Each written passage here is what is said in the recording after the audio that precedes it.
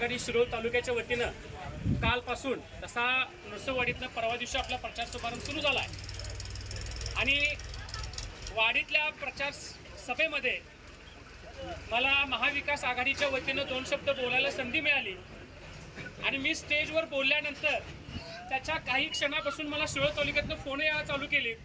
अरे नेमकं तू असा निर्णय कधी घेतलास? आपला आंबेडकरी समाज कधी सत्तेत जाणार आहे की नाही जाणार आहे? काय तुम्ही कायम पडतल्याच्या बाजूला जाताय? असे स्टेटमेंट आले.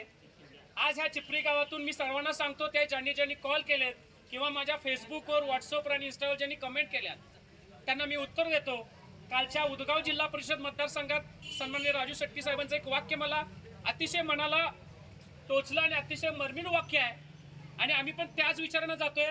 आंबेडकरी समाज कधी सत्तेत नसला तरी काय फरक पडत नाही, पण आंबेडकरी विचारधारेवर विश्वास ठेवणारी माणसं हा आंबेडकरी समाज नेहमी सत्याच्या बाजूने असतो.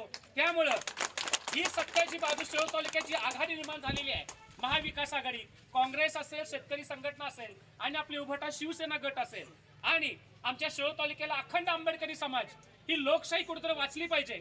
मग अशी भाटे सरांनी बोलता बोलता सांगितलं की आता आपल्याला हुकुमशाहीला सुरुवात झालेली आहे, ह्याला कोणीतरी थांबवलं पाहिजे. म्हणून कोणीतरी पाय उचलत असेल, कोणतं लढत असेल तर त्याला साथ देण्यासाठी अखंड शिरोळ तालुक्याचा आंबेडकरी समाज ह्या महाविकास आघाडीच्या खांद्याला खांदा लावून आम्ही शेवटच्या टप्प्यापर्यंत आहोत असं मी चिपरीमध्ये शब्द देतो. आणि आपले नांदी जिल्हा परिषद मतदारसंघातले तिन्ही जे उमेदवार आहेत, झडपीच्या कोळी वहिनी असतील, पंचायत समितीच्या नेत्रवहिनी असतील आणि आमच्या चिपरी गणातील आमचे सचिन पाटील मित्र असतील, ह्या सर्वांना सर्व जाती धर्मांना ते जात धर्म पंथ बाजूला ठेवून आपण 18 पगड जाती एकत्र येऊन आपल्याला आपली लोकशाही वाचवण्यासाठी, ही हुकुमशाही थांबवण्यासाठी झालेल्या प्रत्येक बघा चौकात, गल्लीत, जिथे आपण बसतोय आपण ह्या हुकुमशाही सरकारला शिव्या घालत असतोय, पण त्याचा काही परिणाम होत नाही. पण आता आपल्या ग्रामीण भागातली ही खरी मैदान आलेलं आहे.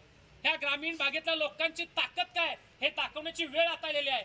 हे आलेल्या संधीचं सोनं तुम्ही सर्वजण कराल असं अपेक्षा व्यक्त करतो. आणि नांदणी जिल्हा परिषद, चिपरी पंचायत समिती आणि नांदणी पंचायत समिती तिन्ही उमेदवारांना प्रचंड मताने विजय करून आपण एक नवा इतिहास करू असं मी शब्द देतो आणि माझं 2 शब्द थांबवतो. धन्यवाद. संघर्ष या न्यूज चॅनलला लाईक करा, शेअर करा आणि सबस्क्राईब करा.